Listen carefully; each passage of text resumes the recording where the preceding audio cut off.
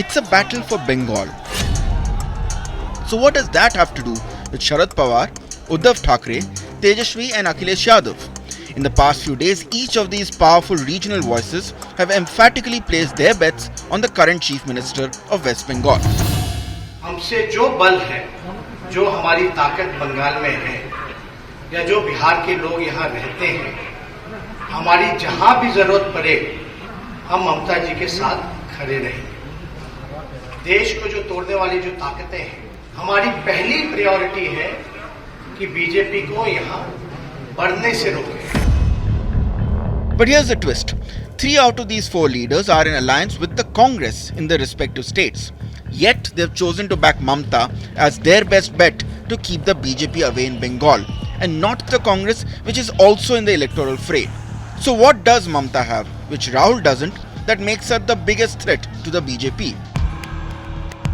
To begin with, Rahul Gandhi is officially not the Congress party chief, yet he belongs to a family which is essentially controlling the party. Mamta, on the other hand, is the undisputed face of her party, both in Bengal and across the nation.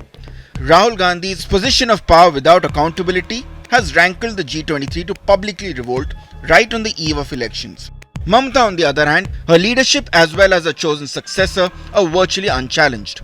More importantly, Mamta has delivered where Rahul has failed time and again, leading her party to victory in 4 Lok Sabha and Assembly elections. While Rahul is still struggling to shrug off the tag of a reluctant Neta, Mamta is known and respected as a political street fighter who will never shy away from a fight. Which is what brings us back to the curious case of the Congress's own allies backing its rival. The BJP has launched probably its mightiest fight yet in a state election. If Mamta somehow manages to thwart the might of the fearsome BJP poll machinery, is she then the preferred choice to take on the Prime Minister? After all, the parallels between the political careers of Modi and Mamta are undeniable. Both grassroots leaders who worked hard for years to reach the top and then ruled their respective states for over a decade.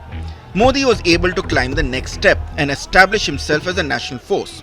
Surely, Mamta aspires to do the same. गुंडा गद्दारी नहीं चलेगा, ये पंगाल है, ये पंगाल है. Mamta ticks off all the boxes needed. She has a formidable CV both as an administrator and a politician. Her ideological opposition to Hindutva makes her a natural rallying point for anti-BJP voices. Critically, unlike the Gandhis, she has the support and respect of her fellow regional players. All that could be needed to complete the list is a resounding victory on May 2nd, which of course is much easier said than done. So can Mamta somehow pull off the most significant triumph in her political career?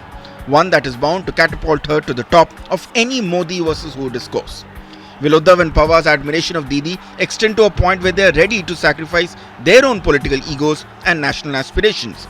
And is the Congress now at the danger of losing its position as the natural fulcrum for any anti-BJP formation? The 2nd of May may settle the battle for Bengal, but it could also see the first shots fired in the war for 2024.